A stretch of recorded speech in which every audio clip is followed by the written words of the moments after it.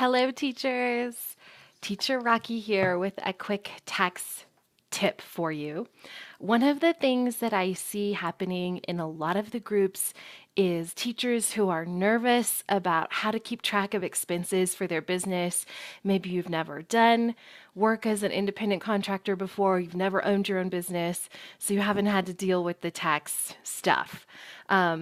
And some of the comments or the sentiment in those posts is like nervous about deducting things because of like fear of being audited or maybe fear of doing it wrong because it's unknown.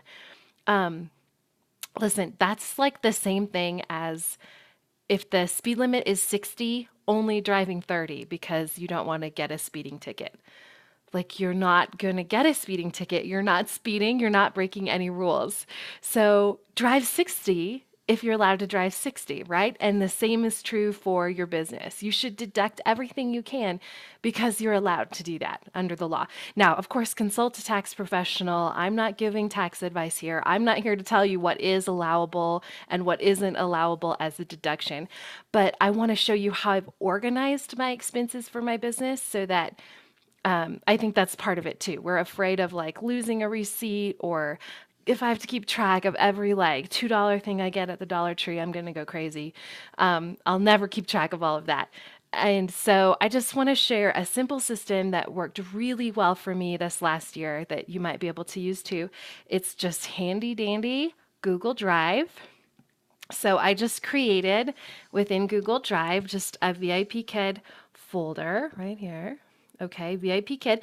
And then every month I just made a new folder. So on the first of the month, I would just create a new folder. So January, February, March, they're all in here alphabetically, not chronologically, but that's just a Google Drive issue. But they're all here. So if I want to see, for example, what did I spend on my business in February?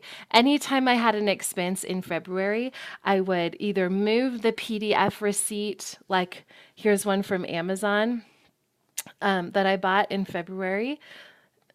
There it is. So I just would print the invoice as a PDF and drag the PDF into the Google Drive folder. Here, looks like I bought cardstock at Sam's Club to print. So there, I just took a picture of the receipt and moved it into Google Drive. Okay. So, and then when I'm going through my expenses for the year, it's like user error here. Anyway, when I'm going through my expenses, they're all organized by month and everything is there. I know I'm not missing anything because as it was happening, I would use my phone. If I bought cardstock at Sam's Club, take a picture, and with the Google Drive app on my phone, I was able to move that picture right into that folder immediately. So it was always there. So this has really helped me. I am not as overwhelmed this year with taxes as I was last year because I really have good records, and hopefully that will help you too. Good luck.